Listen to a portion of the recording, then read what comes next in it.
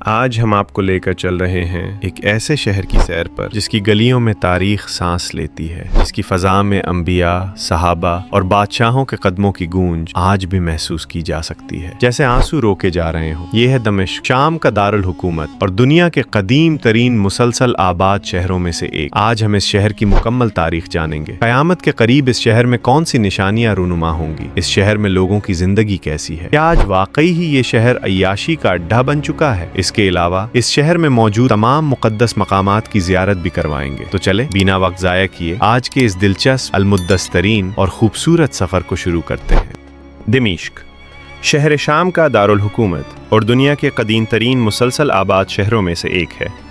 اس کی کل آبادی تقریباً 27 لاکھ کے قریب ہے اور یہ شہر 1000 مربع کلومیٹر سے زیادہ رقبے پر پھیلا ہوا ہے۔ اس شہر نے بے شمار جنگیں دیکھی ہیں اور پچھلے 50 سالوں سے یہ پسماندگی اور مشکلات کا شکار ہے۔ یہاں کے لوگ غربت میں زندگی گزار رہے ہیں، لیکن ان کے حوصلے اور بہادری کی مثال نہیں ملتی۔ یہاں کے لوگ بہت مہمان نواز، خوش اخلاق اور بڑے دل والے ہوتے ہیں۔ یہاں کی سرکاری زبان عربی ہے، مگر اس کے ساتھ ساتھ فرانسیسی اور کردش زبانیں بھی عام طور پر بولی جاتی ہیں۔ دمشق ایک ایسا شہر ہے جہاں صرف شامی لوگ ہی نہیں رہتے، بلکہ فلسطینی، عراقی، لبنانی اور کرد لوگ بھی بڑی تعداد میں آباد ہیں۔ دمشق کو old capital of the world اور شہر یاسمین کے نام سے بھی جانا جاتا ہے۔ اس شہر کی تاریخ کا اندازہ آپ اسی بات سے لگا سکتے ہیں کہ بعض مفسرین قرآن جیسے امام ابن کثیر رحمہ اللہ نے اپنی تفسیر میں ذکر کیا ہے کہ حابیل کا قتل جبل قاسیون کے قریب ہوا۔ یہ جو پہاڑ آپ ویڈیو میں دیکھ رہے ہیں، یہی وہ پہاڑ ہے جو آج بھی دمشق شہر کے شمال میں موجود ہے۔ اسی پہاڑ پر ایک غار ہے جسے غار دم یا کیو آف بلڈ یعنی خون کی غار کہا جاتا ہے۔ صدیوں سے دمشق کے لوگ، علماء اور زائرین اس جگہ کو حابیل کے قتل کا مقام مانتے آئے ہیں۔ روایات اور تاریخی حوالوں کے مطابق قابیل نے حابیل کو دمشق کے قریب ہی قتل کیا تھا، لیکن اس بارے میں یقینی طور پر صرف اللہ تعالیٰ ہی بہتر جانتا ہے کہ اصل مقام یہی ہے یا کہیں اور۔ یہاں استعمال ہونے والی کرنسی شامی پاؤنڈ کہلاتی ہے۔ یہاں کی روزمرہ کی خرید و فروخت، دکانوں اور بازاروں میں یہی کرنسی استعمال ہوتی ہے۔ اگر ہم پاکستانی کرنسی سے موازنہ کریں تو ایک پاکستانی روپے کے بدلے تقریباً 46 شامی پاؤنڈ ملتے ہیں اور ایک بھارتی روپے کے بدلے تقریباً 124 شامی پاؤنڈ ملتے ہیں۔ یہاں رہنے والے زیادہ تر لوگوں کا روزگار چھوٹے کاروبار اور ٹورزم پر انحصار کرتا ہے۔ بہت سے لوگ اپنی روزی ان سیاحوں سے کماتے ہیں جو تاریخی مقامات دیکھنے کے لیے یہاں آتے ہیں۔ لیکن سن 2000 میں جب سے شام کی صدارت بشار الاسد کے ہاتھ میں آئی، تب سے ملک میں بدامنی اور خانہ جنگی شروع ہو گئی، جس کی وجہ سے یہاں کے لوگوں کا کاروبار بری طرح متاثر ہوا۔ اس کے بعد ملک میں بشار الاسد کے خلاف بغاوت شروع ہو گئی اور بالآخر 18 دسمبر 2024 کو اس کی حکومت کا تختہ الٹ دیا گیا۔ اب اس ملک میں ایک عبوری حکومت قائم ہے جس کی قیادت احمد شرع کے ہاتھ میں ہے، جو بشار الاسد کے خلاف بغاوت کی قیادت کر رہے تھے۔ جب سے احمد شرع کی حکومت شروع ہوئی ہے، تب سے شام کے حالات کافی بہتر ہو چکے ہیں اور وہاں کے لوگ اس تبدیلی سے بہت خوش ہیں۔ اب ملک میں ایک نیا اور روشن دور شروع ہو چکا ہے، جس کی وجہ سے سیاحت دوبارہ اس ملک میں واپس آ رہی ہے۔ بشار الاسد کی حکومت ختم ہونے کے بعد اس ملک میں اپنا قومی جھنڈا بھی تبدیل کر دیا۔ پہلے جھنڈے میں لال، سفید اور کالی پٹی کے ساتھ 2 ستارے تھے، جبکہ نئے جھنڈے میں سبز، سفید اور کالی پٹی کے ساتھ 3 ستارے شامل کیے گئے ہیں، جو ملک کی نئی شناخت کو ظاہر کرتے ہیں۔ پیارے دوستو، اگر ہم دمشق کی تاریخ کی بات کریں تو 636 عیسوی میں ہونے والی جنگ یرموک کے بعد یہ شہر مسلمانوں کے قبضے میں آ گیا۔ اس جنگ کی قیادت مشہور صحابی اور عظیم کمانڈر حضرت خالد بن ولید رضی اللہ تعالیٰ عنہ نے کی تھی۔ اس کے بعد 661 عیسوی سے 750 عیسوی تک دمشق کو اموی خلافت کا دارالحکومت بنایا گیا۔ اس دور میں دمشق نے اپنی سب سے زیادہ ترقی دیکھی۔ پھر جب عباسی خلافت قائم ہوئی تو دارالحکومت بغداد منتقل کر دیا گیا اور دمشق عباسی سلطنت کا حصہ بن گیا۔ بعد ازاں 12ویں صدی میں سلطان صلاح الدین ایوبی نے دمشق کو فتح کیا۔ صلاح الدین ایوبی کا دور دمشق کے لیے عزت، وقار اور طاقت کا زمانہ تھا۔ دوستو، دمشق کے لوگ شیشہ اور سگریٹ بہت زیادہ پیتے ہیں۔ یہاں کے لوگ بازاروں میں گھومنے کے بھی بہت زیادہ عادی ہیں۔ آپ کو ایک بات بتاتا چلوں کہ آج اس مقدس ترین شہر میں ڈانس کلب بھی موجود ہے جو انتہائی گندے ہیں۔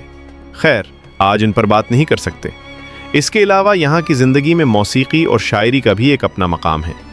दोस्तों, वाक़े करबला के बाद जब हज़रत इमाम हुसैन रज़ी अल्लाह ताला अन्हु को शहीद कर दिया गया तो उनके अहले बैत, जिनमें हज़रत ज़ैनब बिनते अली, हज़रत उम्मे कुलसूम बिनते अली, हज़रत इमाम ज़ैनुल आबिदीन, हज़रत सकीना बिनते हुसैन, हज़रत रुक़िया बिनते हुसैन, हज़रत फ़ातिमा बिनते हुसैन, हज़रत रबाब जो कि इमाम हुसैन रज़ी अल्लाह ताला अन्हु की ज़ौजा थीं, और दीगर ख़वातीन व बच्चे शामिल थे, उन सबको जंजीरों में जकड़ कर कैद कर लिया गया।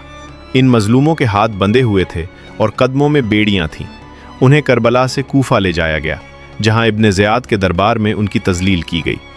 वहाँ से फिर दमिश्क के लिए सफ़र शुरू हुआ, एक ऐसा सफ़र जो दुख, प्यास और अज़ियतों से भरा हुआ था।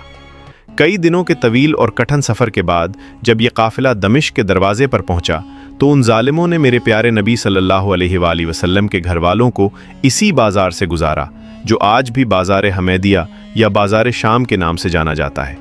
उन ज़ालिमों ने इस बाज़ार में जगह जगह रोककर उन पर बेपनाह जुल्म किए। इसी काफ़िले में दुनिया जहान का सबसे दर्दनाक मंजर ये था कि हज़रत इमाम हुसैन रज़ी अल्लाह ताला अन्हु का सर मुबारक नेज़े पर चढ़ाकर इसी काफ़िले के साथ कूफा से दमिश्क लाया गया। इसके बाद उनके साथ किस किस जगह क्या कुछ हुआ, आगे वीडियो में हम आपको वो तमाम मकामात भी दिखाएंगे। दोस्तों, दमिश्क में खाने पीने का कल्चर भी अपनी एक ख़ास दिलचस्पी रखता है। यहाँ का के लोग शाम की रिवायती डिशेस को बहुत पसंद करते हैं। ख़ास तौर पर यहाँ का शावरमा दुनिया भर में अपने जायके की वजह से मशहूर है। अब चलते हैं दमिश्क की सबसे मशहूर और तारीख़ी जगह जामे उमवी मस्जिद की तरफ, जिसे उमवी मस्जिद भी कहा जाता है। ये अजीम मस्जिद खलीफा वलीद बिन अब्दुल मलिक के दौरे खिलाफत में तकरीबन 715 ईस्वी में तामीर की गई थी। कहा जाता है कि इस जगह पर इससे पहले एक कदीम चर्च मौजूद था जो हज़रत याहया अलैहिस्सलाम से मंसूब था। इस मस्जिद की ख़ास बात यह है कि इसका फ़न तामीर बेमिसाल है। बड़े बड़े सुतून, सुनहरी रंग की दीवारें, खूबसूरत गुंबद और बारीक नक्शो निगार जिन्हें देखकर इंसान हैरान रह जाता है। मस्जिद के अंदरूनी हिस्से की खूबसूरती और रूहानियत दिल को छू लेती है। इस मस्जिद की एक ख़ास बात यह भी है कि मुसलमान, ईसाई और यहूदी तीनों इस मकाम को मुक़द्दस मानते हैं। इसी मस्जिद के अंदर ये जगह जो आप देख रहे हैं, ये वो मकाम है जहां हज़रत इमाम हुसैन रज़ी अल्लाह ताला अन्हु का मुबारक सर कुछ दिनों के लिए रखा गया था, और इसी वजह से ये जगह अहले बैत के मानने वालों के लिए बहुत मुक़द्दस समझी जाती है। इस मस्जिद में एक और निहायत ख़ास चीज़ हज़रत याहया अलैहिस्सलाम की कब्र मुबारक है। ये कब्र इस जगह पर पहले जो चर्च मौजूद था उसके बिल्कुल साथ थी, लेकिन बाद में जब चर्च को मस्जिद में तब्दील करके मस्जिद की तौसी की गई तो ये कब्र भी मस्जिद के अंदर आ गई। हज़रत याहया अलैहिस्सलाम एक अजीम नबी थे जिन्हें बनी इसराइल की इस्लाह के लिए भेजा गया था। उस ज़माने में बनी इसराइल पर एक बादशाह हेरूद हुकूमत कर रहा था। उसने जुल्म की इंतहा करते हुए हज़रत याहया अलैहिस्सलाम को शहीद करने का हुक्म दिया। जब बादशाह के सिपाही हज़रत याहया अलैहिस्सलाम के पीछे आए तो उन्होंने अल्लाह के हुक्म से एक दरख्त के अंदर पनाह ले ली, लेकिन शैतान ने दरख्त का एक छोटा सा हिस्सा ज़ाहिर कर दिया, जिससे सिपाहियों को मालूम हो गया कि वो कहाँ छुपे हैं। फिर ज़ालिमों ने आरी से उस दरख्त को चीरना शुरू किया, यहाँ तक कि दरख्त के साथ साथ हज़रत याहया अलैहिस्सलाम का जिस्म भी काट डाला गया। यूं वो अल्लाह के रास्ते में शहीद हो गए। और अब आते हैं इस मस्जिद के सबसे अजीम राज पर। यही वो जगह है जहाँ क़यामत के करीब हज़रत ईसा अलैहिस्सलाम का नुज़ूल होगा। क़यामत के करीब जब दज्जाल का जुल्म हद से बढ़ जाएगा तो अल्लाह ताला के हुक्म से हज़रत ईसा अलैहिस्सलाम दमिश्क की मशरक़ी सिमत से नाजिल होंगे और जामे उमवी मस्जिद के सफ़ेद मीनार के करीब उतरेंगे। ये मीनार आज भी मौजूद है और इसे मीनार ईसा कहा जाता है। नबी पाक सल्लल्लाहु ताला अलैहि वसल्लम ने फरमाया कि ईसा इब्न मरियम अलैहिस्सलाम दमिश्क के मशरक़ी जानिब सफ़ेद मीनार के पास नाजिल होंगे। उनके दोनों हाथ दो फरिश्तों के परों पर होंगे। इसी मीनार के पास एक और अजीम जगह भी मौजूद है, और वो है इस्लाम के अजीम तरीन कमांडर सुल्तान सलाहुद्दीन अय्यूबी की कब्र। सलाहुद्दीन अय्यूबी का असल नाम यूसुफ था। उन्होंने मुसलमानों को मुत्तहिद किया। उनकी सबसे बड़ी फतह जंग हत्तीन थी, जिसमें उन्होंने बैतुल मुक़द्दस को सलीबियों से आज़ाद करवाया, जो तकरीबन 88 साल से उनके कब्ज़े में था। दमिश्क में एक मशहूर कब्रिस्तान है जिसका नाम बाबुस सगीर कब्रिस्तान है। इसी कब्रिस्तान में हज़रत सकीना बिनते हुसैन, हज़रत अमीर मुआविया रज़ी अल्लाह ताला अन्हु और बहुत से सहाबा, सहाबियात और इस्लाम की नामवर शख्सियात की कब्रें मौजूद हैं। इसी कब्रिस्तान में एक ऐसे जलीलुल क़द्र सहाबी की कब्र भी मौजूद है जो चलते तो ज़मीन पर थे, लेकिन उनके कदमों की आवाज़ जन्नत में सुनाई देती थी। जी हाँ, ये है मुअज्जिन रसूल हज़रत बिलाल हबशी रज़ी अल्लाह ताला अन्हु की ख़बर। हुज़ूर सल्लल्लाहु अलैहि वसल्लम के ज़ैन हज़रत बिलाल रज़ी अल्लाह ताला अन्हु रसूल पाक के सबसे करीबी और महबूब मुअज्जिन बन गए थे। वो एक प्यारी और दिल को छू लेने वाली आवाज़ के मालिक थे। हज़रत बिलाल मक्का और मदीना में कई साल तक अज़ान देते रहे, लेकिन रसूल पाक सल्लल्लाहु अलैहि वसल्लम की रहलत के बाद वो अज़ान कम करने लगे, क्योंकि हर बार जब वो अज़ान शुरू करते और अशहदु अन्ना मुहम्मद रसूलुल्लाह पर पहुँचते तो उनकी आंखों से आंसू बहने लगते और वो इतना रोते कि आगे अज़ान देने की हिम्मत ना रहती। बाद अज़ां उन्होंने मदीना छोड़ने का फ़ैसला किया और दिमिश्क की तरफ हिजरत कर गए। हज़रत बिलाल रज़ी अल्लाह ताला अन्हु की वफ़ात तकरीबन 20 हिजरी के करीब दिमिश्क में बिज़नेस और बुढ़ापे की वजह से हुई। उनकी ख़बर आज भी मुसलमानों के लिए अक़ीदत और मोहब्बत की अलामत है। प्यारे दोस्तों, यहाँ से भी आप अंदाज़ा लगा सकते हैं कि इस्लामी लिहाज से दिमिश्क की अहमियत कितनी ज़्यादा है।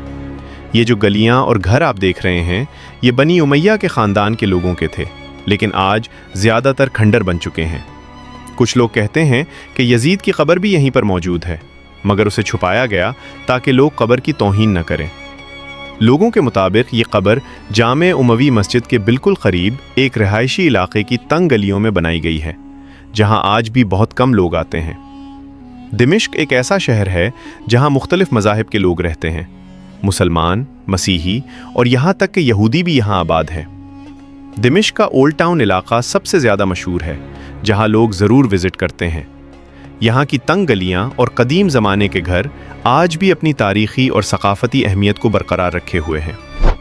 अगर हम शाम के असल कल्चर को करीब से देखना चाहते हैं तो ओल्ड मार्केट का विज़िट करना ज़रूरी है, जो आज भी अपने कदीम कल्चर को ज़िंदा रखे हुए है। यहाँ रश हमेशा ज़्यादा रहता है और इस बाज़ार की छत मुकम्मल तौर पर बंद है। तो प्यारे दोस्तों, ये थी हमारी आज की दिलचस्प वीडियो। अगर इस वीडियो में मुझे इस्लामी तारीख़ बयान करते हुए मुझसे कोई गलती हुई हो तो मैं उसके लिए माज़रत ख़्वाह हूँ, और अगर वीडियो अच्छी लगी हो तो लाइक, चैनल को सब्सक्राइब और शेयर कर दें। मिलते हैं इंशाअल्लाह एक नई वीडियो में। अपना ख्याल रखें। अल्लाह हाफ़िज़।